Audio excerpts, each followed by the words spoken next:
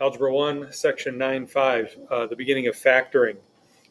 Factoring is, you're going to find to be exactly the opposite as distributing. All the time. When we're asked to factor something, you're going to be doing just exactly the opposite process of distributing. So here you have something that's in this first example that is a trinomial. We're going to attempt to factor that into its components. You know, in a way, it's like I gave you the number 48, and you can factor that by taking out a 2 and leaving yourself with 24, and then taking out a 2 again and leaving yourself with 12. You probably remember doing something like this in elementary school, or I don't know what grade this would have been. Take out a 3, and then you still have 4, and then that cuts into a couple of 2's, and the prime factorization of 48 would be 2 times 2 times 2 times 2 times 3. Okay?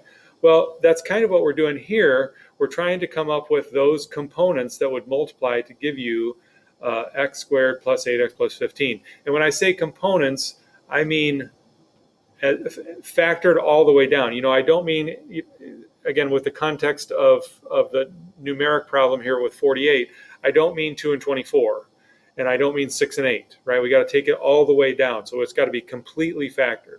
You know, 6 times 8 is 48, but that's not completely factored. Completely factored is 2 times 2 times 2 times 2 times 3.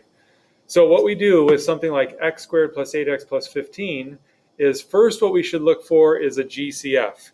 And if you'll recall, I believe it was section 9.2, we factored out GCFs. And if you can factor out a GCF, you should do that first. There is not a GCF in this problem though. So the next thing I'll look to do is factor this into two binomials. Again, think of a FOIL problem. This is really the opposite of FOIL. FOIL is an instance of distributing. This is the opposite of distributing, and it's the opposite of FOIL. So ask yourself the question, what do you put in the two first positions in order to give yourself x squared? Obviously, that would be x and x. Then you got to ask yourself, what do you put in the last position to multiply to give you 15? Well, that could be 3 and 5. It could also be 1 and 15. And then the final question, and really the crux of the matter when it comes to factoring, is how are you going to get that middle term, that linear term, that 8x? All right. So what that ends up being, and the question you want to ask yourself is, what numbers multiply to give you 15 but add up to 8x, or add up to 8? And that would be 3 and 5, not 1 and 15, but 3 and 5. So we're going to put a 3 in one of them and a 5 in the other.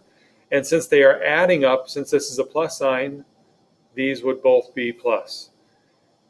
Now, the nice thing about factoring is that you can always check it by multiplying. Again, and I hate to repeat myself over and over again, but I need to drive this home. Factoring and distributing are opposites. So if I think the answer is x plus 3 times x plus 5, I can multiply it back out. And x times x is x squared, x times 5 is 5x, 3 times x is 3x, 3 times 5 is 15.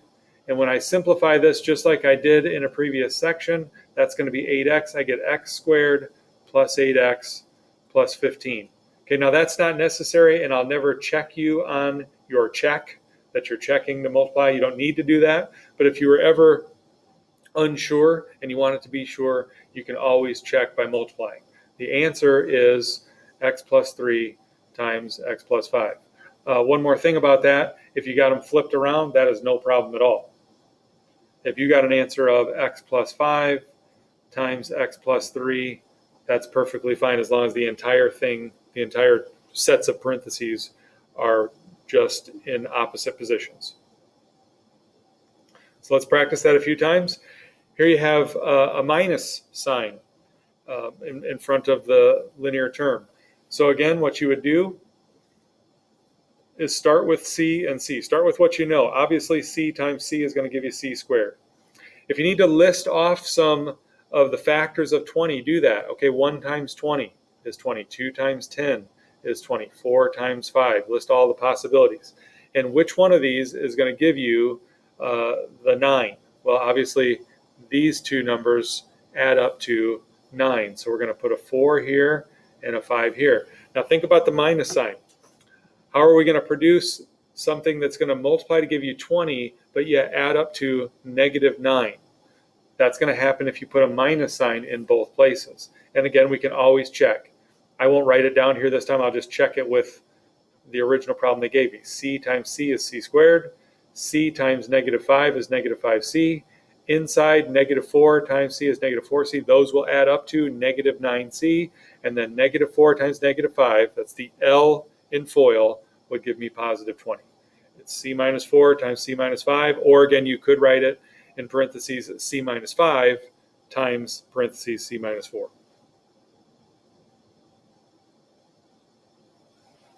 Here's some others, and this is just kind of a variety of problems here. Again, X and X as we start. 48. 48 has factors of 1 and 48. I should say factor pairs, maybe is what I should say. 2 and 24. 3 and 16. 4 and 12. Not 5. 6 and 8. Okay? But notice something. This is negative here. In the previous two problems, that last term was positive. When it's positive, you have to have either two positive numbers or two negative numbers in the last position to multiply to give you a positive number. When it's negative, you need one of each. We need a negative in one place and a positive in the other so that the L in FOIL, when they multiply, will give you a negative number. So one of them is going to be positive and one of them is going to be negative. And the result of that then on the middle term is that we're looking for a difference. 13 is a difference, not a sum.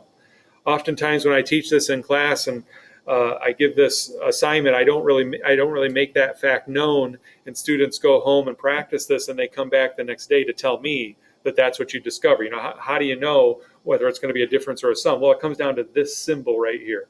If it's positive, we're looking for a sum. If it's a negative, if this is a minus sign, as it is in this problem, we're looking for a difference. So we're looking for numbers that are different by 13, and that would be 3 and 16. Okay, so you're going to put a 3 in one place and a 16 in the other, and then finally you need to put your symbols in, and the symbols should reflect a positive 13.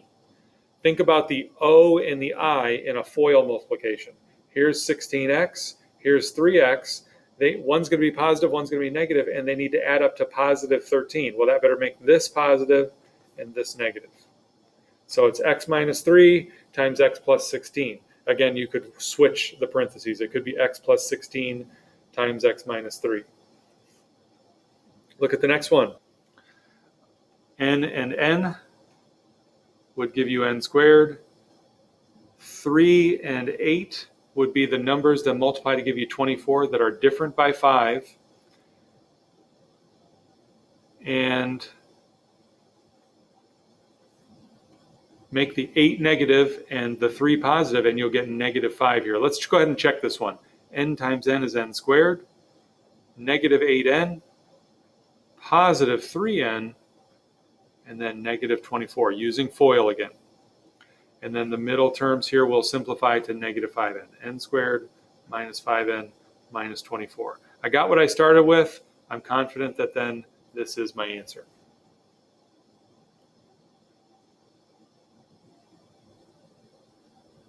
One more. This one ought to be fun.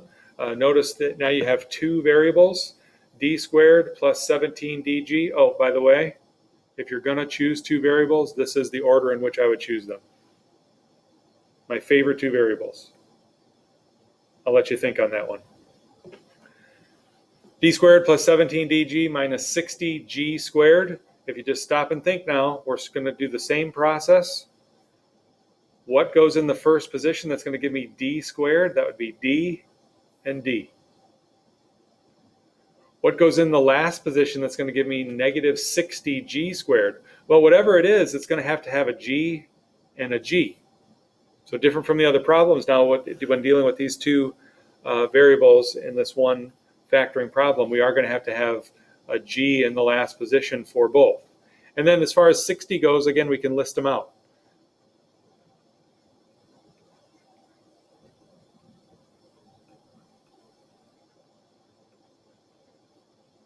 There's a lot of them for 60. And which ones would have a difference of 17? Got to be careful with this because you might look and go, oh, 5 and 12, that has a sum of 17. But we don't want that. We don't want a sum.